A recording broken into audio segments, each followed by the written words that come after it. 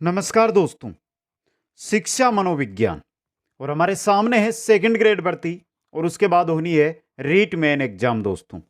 इसी को लेकर ये सिलेक्शन दिलाने वाले पर्सन आपके सामने में लेकर आया हूं दोस्तों। जो आपके first grade second grade REET PTI HM जो भर्तियां पहले हुई है उनके अंदर एक से अधिक बार जो पर्सन पूछे गए हैं वो 100% है दोस्तों। हर एक क्वेश्चन एग्जाम की दृष्टि से इंपॉर्टेंट है क्योंकि बहुत सारे क्वेश्चन आप देखते हैं ना जो रिपीट होते हैं वो ही 100 क्वेश्चन है। सबसे ज्यादा रिपीट होने वाले पर्सन है जो इन 100 क्वेश्चनों के अंदर आपको देखने को मिलेंगे दोस्तों। इसलिए कहना चाहता हूं कि जो भी साथी यहां तक आया है इस क्लास तक वो अंत तक मेरे साथ जरूर बने रहे दोस्तों।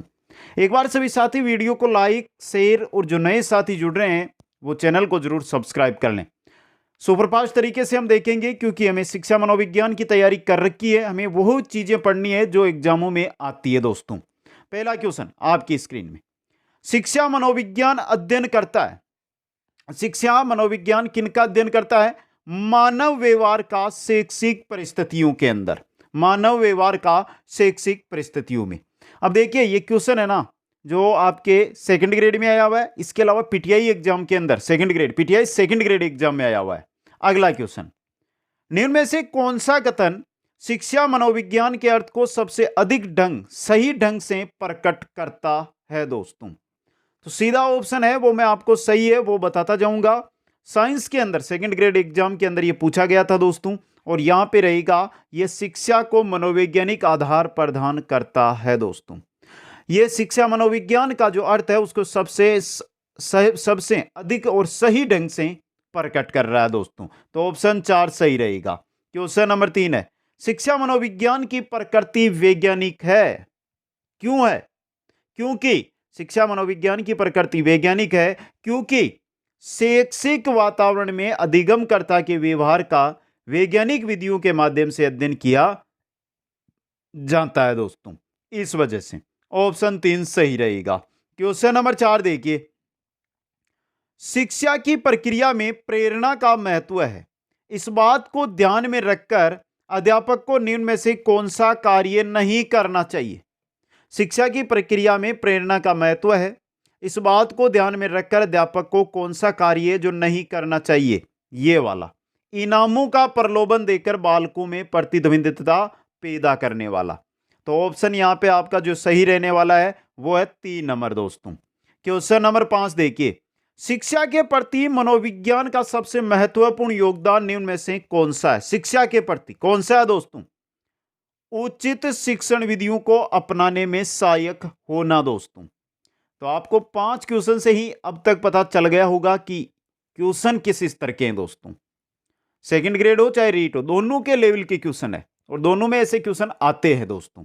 अगला क्वेश्चन, क्वेश्चन नंबर 6 है, निम्न में से कौन सा क्षेत्र मनोविज्ञान के अंतर्गत नहीं आता है? कौन सा क्षेत्र है जो मनोविज्ञान के अंतर्गत नहीं आता है दोस्तों? कौन सा? प्रायोगिक आता है लेकिन व्यक्तिक मनोविज्ञान ये नहीं होता है दोस्तों। 2 नंबर ऑप्शन सही रहेगा। क्वेश्चन नंबर 7 देखिए, निम्न में से किस दृष्टि से शिक्षा मनोविज्ञान उपयोगी नहीं है? किस दृष्टि से दोस्तों? तो ऑप्शन देखिए ऊपर से, पशुओं पर प्रयोग करने में दोस्तों शिक्षा मनोविज्ञान क्या नहीं है? उपयोगी नहीं है। ये सेकंड ग्रेड में आया हुआ क्वेश्चन है। क्वेश्चन नंबर 8 देखिए, मनोविज्ञान व्यवहार का शुद्ध विज्ञान है। मनोविज्ञान व्यवहार का शुद्ध विज्ञान है, ये कथन किसका है? ये कथन है वॉटसन का दोस्तों। किनका है? वॉटसन का कथन है दोस्तों। क्वेश्चन नंबर 9 देखिए, निम्न में से कौन सा क्षेत्र मनोविज्ञान के अंतर्गत नहीं आता है? औद्योगिक आता है, राजनीतिक मनोविज्ञान ये नहीं आता दोस्तों। 2 नंबर ऑप्शन सही रहेगा। ये क्वेश्चन तो आपने बहुत बार पढ़ा है। हकलाने का मनोवैज्ञानिक कारण क्या होता है? संवेगों का तीव्र प्रवाह होता है दोस्तों। ऑप्शन 3 यहां पे। क्वेश्चन नंबर 11 देखिए, निम्न में से कौन से विचारक के अनुसार शिक्षा व्यक्ति की भीतरी शक्तियों को उभारने की प्रक्रिया है? कौन सा विचारक है वो ये कहता है कि शिक्षा व्यक्ति की भीतरी शक्तियों को उभारती है? कौन कहता है? पेस्टोलॉजी दोस्तों। 2 नंबर ऑप्शन सही रहेगा। क्वेश्चन नंबर 12, निम्न में से कौन मनोवैज्ञानिक नहीं है? इनमें से मनोवैज्ञानिक कौन नहीं है दोस्तों? जॉन डीवी मनोवैज्ञानिक नहीं है आपका। Option A. क्वेश्चन नंबर 13 देखिए, ग्रीक भाषा के शब्द साइको का अर्थ है, ग्रीक भाषा के शब्द साइको या साइकी का अर्थ होता है आत्मा दोस्तों। क्या होता है? आत्मा। यह हटके क्वेश्चन है, ध्यान से देख लेना। क्वेश्चन नंबर 14 देखिए, तुम मुझे कोई भी बालक दे दो, मैं उसे कुछ भी बना सकता हूं। यह दावा किसका था दोस्तों? यह दावा किसका था? वॉटसन का था दोस्तों। यह भी बहुत इंपॉर्टेंट क्वेश्चन रह सकता है आपके लिए। क्वेश्चन नंबर 15, वर्तमान समय में मनोविज्ञान है, वर्तमान में मनोविज्ञान है क्या दोस्तों? क्या है दोस्तों? व्यवहार का विज्ञान है। सिंपल सा क्वेश्चन, अच्छा क्वेश्चन आपके लिए। आगे बढ़िए नेक्स्ट क्वेश्चन की ओर। क्वेश्चन नंबर 16 देखिए, शिक्षा मनोविज्ञान का अध्ययन शिक्षक को इसलिए करना चाहिए, शिक्षक को क्यों करना चाहिए? क्योंकि, या करना चाहिए ताकि, ताकि मतलब शिक्षण को अधिक प्रभावी बना सके एक शिक्षक, इसलिए शिक्षा मनोविज्ञान का अध्ययन एक प्रत्येक शिक्षक को करना चाहिए। अगला क्वेश्चन, साइकोलॉजी शब्द की उत्पत्ति किस भाषा से हुई है? किससे हुई है? साइकी प्लस लोकस, ग्रीक भाषा से दोस्तों। क्वेश्चन नंबर 18, मनोविज्ञान अध्ययन है, मनोविज्ञान अध्ययन है, यह ऐसा क्वेश्चन है second grade, first grade, REET, PTI सब में आया हुआ है मित्रों। तो यहां पे पूछा क्या आपको कि मनोविज्ञान अध्ययन है व्यवहार का वैज्ञानिक अध्ययन, व्यवहार का नहीं, व्यवहार का वैज्ञानिक अध्ययन दोस्तों। क्वेश्चन नंबर 19 देखिए, शिक्षा मनोविज्ञान एक अध्यापक के लिए उपयोगी है क्योंकि यह उसे सहायता करता है, किसमें सहायता करता है? विद्यार्थियों को सीखने हेतु अभिप्रेरित करने में दोस्तों। शिक्षा मनोविज्ञान एक अध्यापक के लिए उपयोगी होता है क्योंकि एक अध्यापक है, उसको यह सहायता करता है कि विद्यार्थियों को सीखने के लिए वो कैसे अभिप्रेरित करे दोस्तों। क्वेश्चन नंबर 20, निम्नलिखित में से कौन सी मूल प्रवृत्ति बच्चों को सीखने के लिए अभिप्रेरित करने हेतु काम में ली जा सकती है? कौन सी मूल प्रवृत्ति अभिप्रेरित करने हेतु, आत्मरक्षा नहीं, जिज्ञासा काम में ली जा सकती है दोस्तों। अच्छा क्वेश्चन है ये भी आपके लिए। क्वेश्चन नंबर 21 है, निम्नलिखित में से कौन सी समस्या शिक्षा मनोविज्ञान के क्षेत्र में आती है? देख लिए, शिक्षकों की अनुपस्थिति, शिक्षा के गिरते स्तर, विद्यालयों में बच्चों का कम नामांकन, शैक्षिक पिछड़ापन, यह शिक्षा मनोविज्ञान के क्षेत्र में आती है दोस्तों। तो 4 नंबर ऑप्शन। क्वेश्चन नंबर 22 है, पाठ योजना पद जिस शिक्षाविद ने सुझाए, पाठ योजना पद जिस शिक्षाविद ने सुझाए वह है आपके कौन? हर्बर्ट, JF हर्बर्ट दोस्तों। क्वेश्चन नंबर 23 देखिए, निम्न में से कौन सा कृत्य औपचारिक कृत्य के अंतर्गत आता है? इनमें से कौन सा कृत्य जो औपचारिक कृत्य के अंतर्गत आता है दोस्तों? जुआ, दिवास्वप्न, कक्षा में नींद, गृह कार्य नहीं, जुआ खेलने वाला। क्वेश्चन नंबर 24 है, जब बालक छोटे समूह में समस्याओं पर चर्चा कर स्वयं निष्कर्ष तक पहुंचते हैं, ऐसी स्थिति किस उपागम की ओर संकेत करती है? किस उपागम की ओर? निर्मितवाद की ओर दोस्तों। यह बहुत अच्छा क्वेश्चन है आपके लिए। छोटे बालक समूह के अंदर समस्याओं पर चर्चा करके खुद निष्कर्ष तक पहुंचते हैं, मतलब निर्मितवाद। क्वेश्चन 25, जब शिक्षक द्वारा छात्रों के लघु समूह बनाकर प्रत्येक समूह को विशेष संबंधी समस्या दी जाए, छात्र चर्चा कर समाधान या निष्कर्ष निकाले, ये किस उपागम की ओर संकेत करता है दोस्तों? ये भी किसकी ओर? निर्मितवाद की ओर संकेत करता है। अच्छा क्वेश्चन है ना ये आपके लिए। अगला क्वेश्चन देखिए, बाल विकास की दृष्टि से निम्न में से कौन सी युक्ति महत्वपूर्ण है? बाल विकास की दृष्टि से है वंशानुक्रम और वातावरण, वंशानुक्रम एवं वातावरण दोस्तों। क्वेश्चन नंबर 27 देखिए, विद्यार्थियों में सामाजिकता के गुणों का विकास करने वाली शिक्षण विधि, सामाजिकता के जो गुण है उनका विकास करने वाली शिक्षण विधि, समस्या समाधान नहीं, यह रही प्रायोजना विधि। हटके क्वेश्चन है, सामाजिक अभिव्यक्ति मत कर देना दोस्तों। क्वेश्चन नंबर 28 है, किंडरगार्टन विधि से के बहुत से गुण है, परंतु इस विधि में मुख्य महत्वपूर्ण है, क्या महत्वपूर्ण है? किंडरगार्टन विधि, खेलो और करो, मतलब खेल एवं करके सीखना, ऑप्शन 4। क्वेश्चन नंबर 29 देखिए, शिक्षा में कार्यरत संस्थाओं में सबसे अधिक उपयोगी है? शिक्षा में कार्यरत संस्थाओं में सबसे अधिक उपयोगी सामान्य शिक्षा, विषय वस्तु विशेषज्ञ, यह रहा ऑप्शन 2 यहां पे। क्वेश्चन नंबर 30, अर्जित ज्ञान को स्थायी बनाने हेतु जिस शिक्षण सिद्धांत का उपयोग किया जाना आवश्यक है वह है। अर्जित ज्ञान को स्थायी बनाने के लिए जिस शिक्षण सिद्धांत का उपयोग किया जाना आवश्यक है वह है आवृत्ति का सिद्धांत। दोहराइए बार बार, और आपसे भी बोलता हूं, क्लास आती है एक बार आप देख लेते हैं। जैसे कि अगर आप जो साथी यहाँ पे रीट की तैयारी कर रहे हैं, जो सेकंड ग्रेड की कर रहे हैं, सेकंड ग्रेड के चल रहे मॉडल पेपर, रीट का चल रहा है राजस्थान जीके को लेकर हमारा, क्योंकि राजस्थान जीके सब्जेक्ट हम सब पढ़ लेते हैं लेकिन जीके हमारे कठिन रहता है, तो जीके की क्लास है तो उनको दोहराइए। साथ में करंट अफेयर्स की आ रही तो एक बार क्लास देख ले, उसको स्पीड के साथ देखिए, लेकिन दूसरी बात भी उसको देखिए। करंट अफेयर्स 1500 क्वेश्चन करवा रहा हूं आपको उसी प्रकार दोस्तों। अगला क्वेश्चन है, किंडरगार्टन पद्धति का संस्थापक कौन था? करके सीखने वाली या खेल कर करके सीखने वाली किंडरगार्टन पद्धति कौन लेकर आया? प्रोबेल, फ्रेडरिक प्रोबेल दोस्तों। क्वेश्चन नंबर 32 में चलिए, अंधे बालकों को शिक्षण देने की पद्धति कौन सी है? ब्रेल लिपि। कौन सी है मित्रों? ब्रेल लिपि है दोस्तों। क्वेश्चन नंबर 33, निगमन प्रणाली का तात्पर्य है? निगमन, नियम से उदाहरण, नियम बता के व्याख्या करना। तो पहले नियम बताना फिर उसकी व्याख्या करना दोस्तों। क्वेश्चन नंबर 34 देखिए, आगमन विधि में छात्र अग्रसर होता है। जो आगमन विधि होती है उसमें छात्र, यह क्वेश्चन बहुत आया मित्रों अभी तक सबसे ज्यादा बार। आगमन निगमन इसका विपरीत भी पूछा जाता है, और यहां पे जो सही रहेगा वो रहेगा विशिष्ट से सामान्य की ओर। क्वेश्चन नंबर 35 है, निम्नांकित में से पाठ योजना का अंग नहीं है। पाठ योजना सामान्य उद्देश्य, विशिष्ट उद्देश्य, सहायक सामग्री, जांच कार्य, ये जांच कार्य पाठ योजना का अंग नहीं होता है दोस्तों। क्वेश्चन नंबर 36 में चलिए, हार्वर्ड की पंचपदीय प्रणाली में परिगणित पद नहीं है। प्रस्तावना, प्रस्तुतिकरण, उद्देश्य या मूल्यांकन? मूल्यांकन नहीं है दोस्तों। हार्वर्ड की पंचपदी, 5 पद बताए हार्वर्ड ने दोस्तों। पंचपदीय प्रणाली हार्वर्ड ने दी थी दोस्तों। क्वेश्चन नंबर 37 है, दलीय शिक्षण पद्धति का प्रारंभ हुआ कहां से? अमेरिका से। दलीय शिक्षण पद्धति का प्रारंभ कहां से हुआ? अमेरिका से हुआ।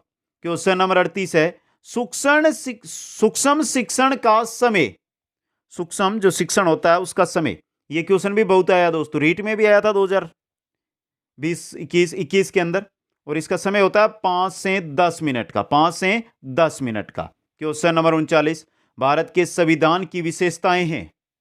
भारत के संविधान की, ये कोई संविधान से जुड़ा हुआ नहीं है, ध्यान से पढ़ो। ये पर्सन कैसा है, ये पूछा है आपसे। ये कैसा है? ज्ञान परक पर्सन है दोस्तों। कैसा है? ज्ञान परक पर्सन। क्वेश्चन नंबर 40, विज्ञान शिक्षण की वह विधि जिसमें विद्यार्थी को एक खोजी के रूप में कार्य करने का अवसर दिया जाता है, क्या कहलाती है? एक खोजी के रूप में, यानी कि यहां पे थोड़ा टाइपिंग मिस्टेक हो गया, चलो मैं पूरा लिख देता हूं। ह्यूरिस्टिक विधि, ह्यूरिस्टिक विधि दोस्तों। ये रहा 3 नंबर ऑप्शन आपका। अगला क्वेश्चन है, जब एक छात्र कक्षा में प्राप्त अनुभवों के आधार पर गणित की समस्या को स्वयं हल कर सकता है तो शिक्षण के किस उद्देश्य की पूर्ति कर रहा है? बताइए दोस्तों। प्राप्त अनुभव, ज्ञान जो उसने प्राप्त किया है उससे समस्या हल, यानी ज्ञान का उपयोग कर रहा है, ज्ञानोपयोग का दोस्तों। किस उद्देश्य की? ज्ञान उपयोग की। अगला क्वेश्चन, विद्यार्थी विज्ञान में चित्र बनाना सीखते हैं या नहीं? इसका पता लगाने के लिए बनाए गए प्रश्न निम्नलिखित में से किस उद्देश्य से संबंधित होंगे? देखिए, विद्यार्थी विज्ञान में चित्र बनाना सीखते हैं या नहीं, इसका पता लगाने के लिए बनाए गए प्रश्न निम्नलिखित में से किस उद्देश्य से संबंधित होंगे? कौशल से संबंधित होंगे दोस्तों। क्वेश्चन नंबर 43 है, व्यक्तिगत विभिन्नताओं को ध्यान में रखते हुए विद्यार्थियों के शिक्षण के लिए प्रायोजना पद्धति के निर्माता थे। प्रायोजना पद्धति के निर्माता, प्रायोजना पद्धति किनकी है मित्रों? किलपेट्रिक महोदय की। ऑप्शन 2 यहां पे। क्वेश्चन नंबर 44, प्रोजेक्ट विधि का प्रयोग सबसे पहले सामाजिक विज्ञान में किसने किया? प्रोजेक्ट विधि का प्रयोग सबसे पहले सामाजिक विज्ञान के अंदर किया था किलपैट्रिक ने। किसने किया था? किलपैट्रिक ने दोस्तों। क्वेश्चन नंबर 45, मानसिक विप्लव करने के लिए आप क्या करेंगे? मानसिक विप्लव करने के लिए आप क्या करेंगे? मानसिक उद्वेलन दोस्तों, 3 नंबर ऑप्शन। क्वेश्चन नंबर 46 है, सामाजिक अध्ययन शिक्षण का राष्ट्रीय पाठ्यक्रम बनाया गया। सामाजिक अध्ययन शिक्षण का राष्ट्रीय पाठ्यक्रम 2005 में कब बनाया गया? 2005 के अंदर बनाया गया दोस्तों। क्वेश्चन नंबर 47, भारतवर्ष में सामाजिक विज्ञान पढ़ाने के लिए पाठ योजना किस आधार पर बनती है? भारतवर्ष के अंदर सामाजिक विज्ञान पढ़ाने के लिए जो पाठ योजना है वो किस आधार पर बनती है? हार्वर्ड की पंचपदीय प्रणाली पर दोस्तों। ये भी इंपॉर्टेंट क्वेश्चन बन सकता है, सेकंड ग्रेड में आया हुआ क्वेश्चन है ये। अगला क्वेश्चन है, शिक्षण को रोचक तथा सार्थक बनाने के लिए सबसे अधिक महत्वपूर्ण है। शिक्षण को रोचक बनाना है, सार्थक बनाना है, तो क्या है? सर्वेदर्शी सामग्री दोस्तों। क्वेश्चन 49, अध्यापक के व्यवसायिक उन्नयन के लिए उपयोगी है। अध्यापक के व्यवसायिक उन्नयन के लिए उपयोगी है, औपचारिक नहीं, निरौपचारिक शिक्षा दोस्तों। क्या है? निरौपचारिक शिक्षा है। क्वेश्चन नंबर 50, शिक्षण में कितने प्रकार का सहसंबंध मिलता है? शिक्षण में 3 प्रकार का सहसंबंध मिलता है दोस्तों। यहां पे ऑप्शन 2 सही है आपका, ऑप्शन 2 दोस्तों। क्वेश्चन नंबर 51 है, शिक्षण की क्रिया में अध्यापक के द्वारा सबसे पहले क्या बनाया जाता है?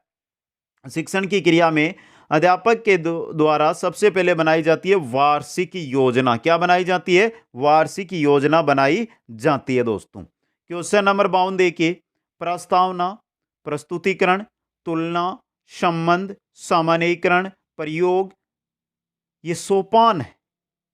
किसके सोपान है? हार्वर्ड की पंचपदी के दोस्तों। समझ में आ गया यहां से? देखिए, प्रस्तावना, प्रस्तुतिकरण, तुलना, संबंध, सामान्यीकरण और प्रयोग, पंचपदी, 5 पद। अगला क्वेश्चन आ रहा है, वृद्धि एवं विकास का मुख्य सिद्धांत है। वृद्धि एवं विकास का मुख्य सिद्धांत वैयक्तिक अंतर का सिद्धांत। कैसा सिद्धांत है? वैयक्तिक अंतर का यह सिद्धांत है दोस्तों। सिंपल सा क्वेश्चन। और अगला क्वेश्चन तो इतना सिंपल है कि आप देखते ही उत्तर बता दोगे। किशोरावस्था की अवधि होती है 12 से 19 वर्ष दोस्तों। क्वेश्चन नंबर 55, विधायिकता की मूल प्रवृत्ति किस अवस्था में विकसित होती है? नेतृत्व करने की मूल प्रवृत्ति किस अवस्था में? बाल्यावस्था के अंदर दोस्तों। क्वेश्चन नंबर 56 है, निम्नलिखित में से किस अवस्था में बच्चे अपने समवयस्क समूह पीर ग्रुप के सक्रिय सदस्य हो जाते हैं दोस्तों? किसके हो जाते हैं दोस्तों? किशोरा अवस्था के अंदर। समवयस्क की बात हो रही है यहां पे। क्वेश्चन नंबर 57 है, बालक अपने व्यवहार की सामाजिक स्वीकृति किस अवस्था में चाहता है? बालक अपने व्यवहार की सामाजिक स्वीकृति चाहता है किशोरावस्था में। किस में चाहता है? किशोरावस्था में। क्वेश्चन नंबर 58 देखिए, अधिगम में वृद्धि की जा सकती है क्या देकर? प्रोत्साहन देकर, विटामिन देकर या विदेश घूमने को भेजकर नहीं, प्रोत्साहन देकर अधिगम में हम वृद्धि, सीखने में हम वृद्धि कर सकते हैं। नेक्स्ट है, अधिगम सर्वोत्तम होगा जब? अधिगम सर्वोत्तम सबसे ऊपर तब होगा जब अभिप्रेरणा होगी। क्या होगी? अभिप्रेरणा होगी दोस्तों। क्वेश्चन नंबर 60 है, निम्न में से कौन सा कथन अधिगम की प्रक्रिया को उचित ढंग से प्रस्तुत करता है? कौन सा कथन है जो अधिगम की प्रक्रिया को उचित ढंग? व्यवहार में परिवर्तन। ये रहा, ये बहुत सिंपल क्वेश्चन है आपके लिए। अगला क्वेश्चन है, एक शिक्षक होने के नाते आप सीखने के किस नियम को नहीं अपनाएंगे? इनमें से आंशिक क्रिया, तत्परता, अभ्यास, प्रलोभन वाला, यह नियम नहीं अपनाएंगे शिक्षक होने के नाते। ऑप्शन 4 यहां पे रहेगा सही। और अगला क्वेश्चन आ जाता है 62 नंबर, अनुभव एवं प्रशिक्षण द्वारा व्यवहार में परिवर्तन होना ही अधिगम है। तो यह अधिगम की जो परिभाषा है ये किसने दी थी? अनुभव एवं प्रशिक्षण द्वारा व्यवहार में परिवर्तन होना ही अधिगम है, यह गेट्स एवं अन्य की है दोस्तों। क्वेश्चन 63 आ रहा है, निम्न में से कौन सा कारक अधिगम के हस्तांतरण में मदद नहीं करता है?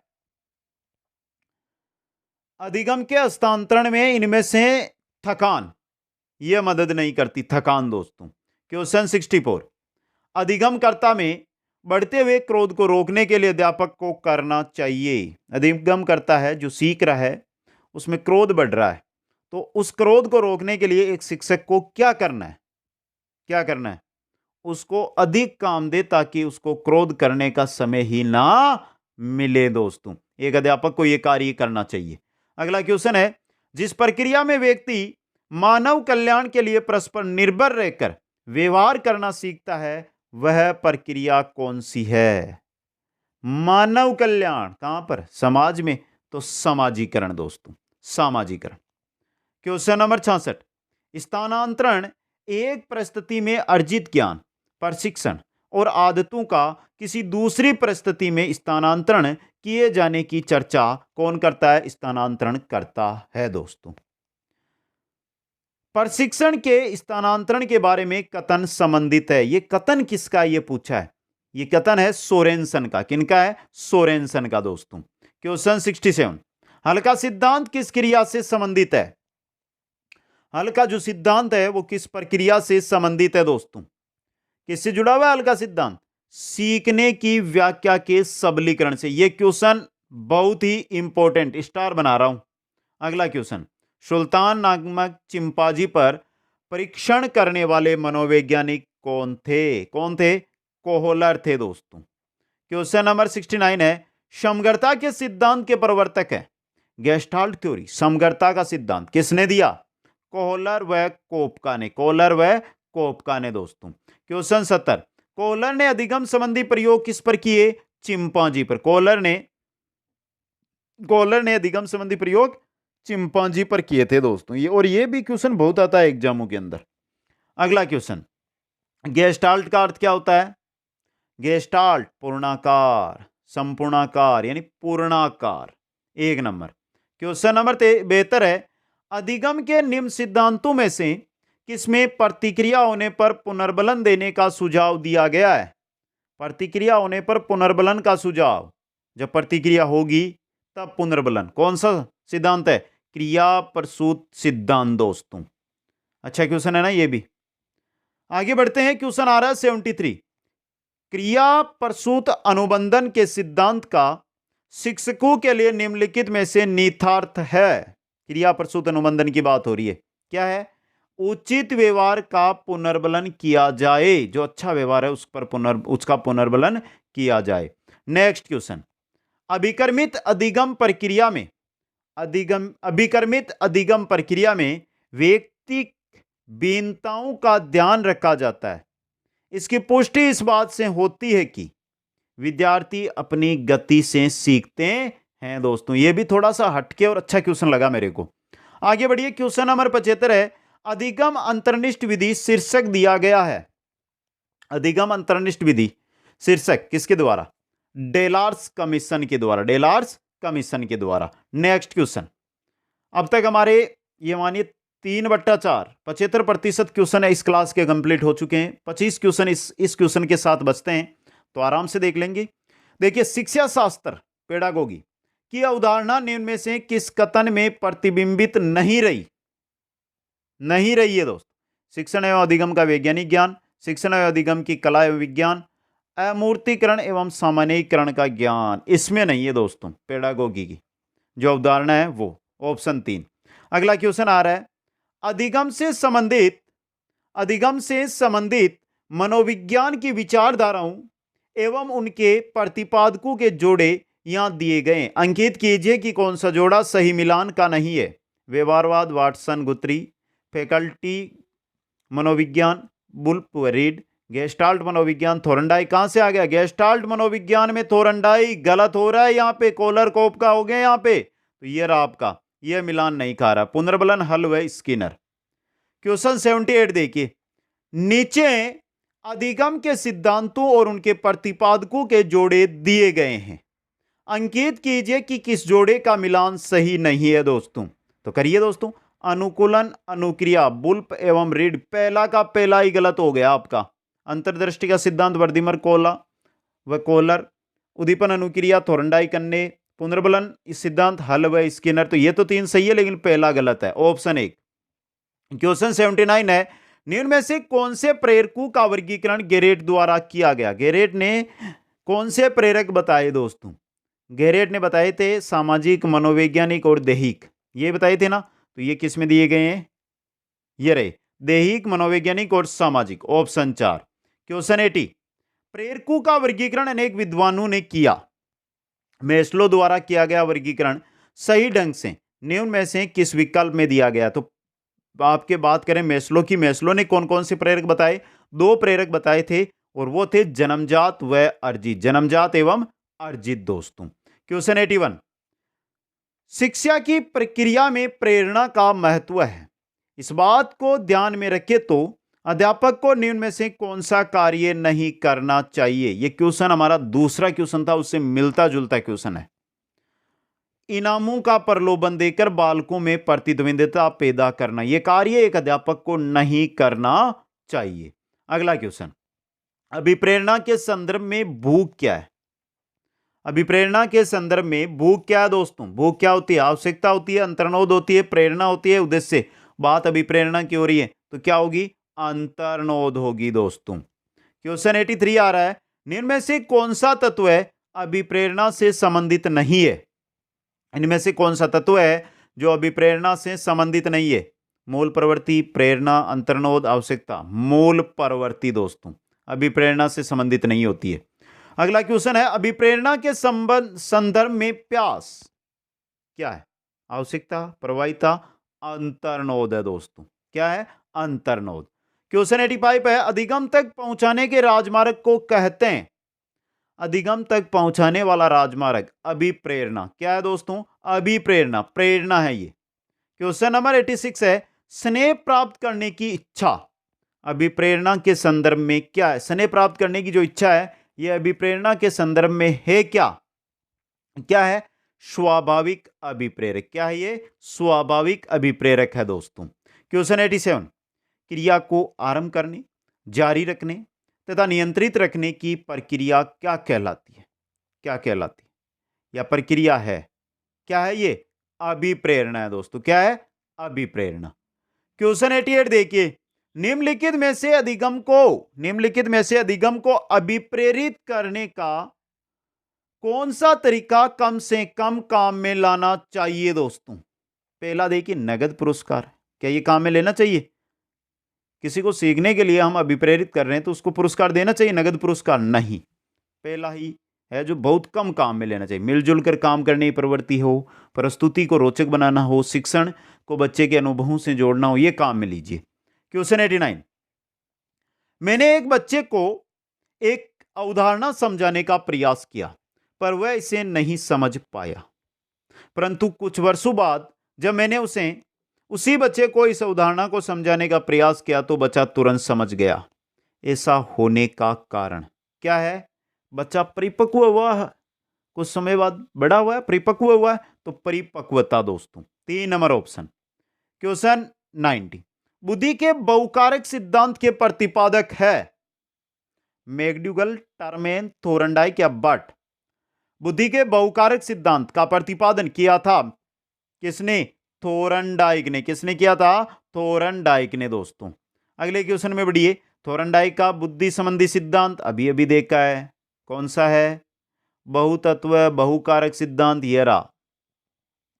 क्वेश्चन नंबर 92 है, जड़ बालकों की बुद्धि लब्धि होती है, जड़ बालक कितनी होगी? 25 से कम, ये रहा। बुद्धि लब्धि 25 से कम। बुद्धि लब्धि निकालने का सूत्र बता दीजिए, क्या होता है? क्या होता है? मानसिक आयु बटा वास्तविक आयु इंटू 100। समझ गए? अगला क्वेश्चन आ रहा है, गिलफोर्ड के बुद्धि संबंधी मॉडल के कुल कोष्ठ, कुल खाने, जो यहां पे क्वेश्चन क्या है? गिलफोर्ड के बुद्धि संबंधी मॉडल, गिलफोर्ड का जो बुद्धि संबंधी मॉडल है उसके अंदर आपको पूछा क्या गया है कि उसके अंदर कुल खाने कितने हैं? गिलफोर्ड का बुद्धि संबंधी मॉडल है, उसमें कितने हैं? 120 खाने हैं दोस्तों। नेक्स्ट 94 है, किसी 10 वर्षीय बालक की मानसिक आयु 14 वर्ष है तो वो क्या कहलाएगा? मानसिक आयु 14, 10 इंटू 100, 0 से 0 गया, 140 क्या आ रही है? बुद्धि लब्धि 140, मतलब क्या है वो? प्रतिभाशाली बालक है। क्वेश्चन 95 है, निम्न में से गिलफोर्ड ने कौन सा बुद्धि का सिद्धांत प्रतिपादित किया? गिलफोर्ड ने बुद्धि का दिया था बुद्धि संरचना सिद्धांत। कौन सा दिया था? बुद्धि संरचना सिद्धांत। दोस्तों आ गया समझ में आपको? अगला क्वेश्चन, क्वेश्चन नंबर 96 है, निम्न में से किसने बुद्धि के बहुखंड सिद्धांत का प्रतिपादन किया? थोरनडाइक ने। किसने? थोरनडाइक ने। क्वेश्चन 97, बुद्धि के समूह कारक सिद्धांत के प्रणेता। समूह कारक सिद्धांत जो बुद्धि से जुड़ा हुआ है, यह दिया था थर्स्टन ने। किसने दिया था?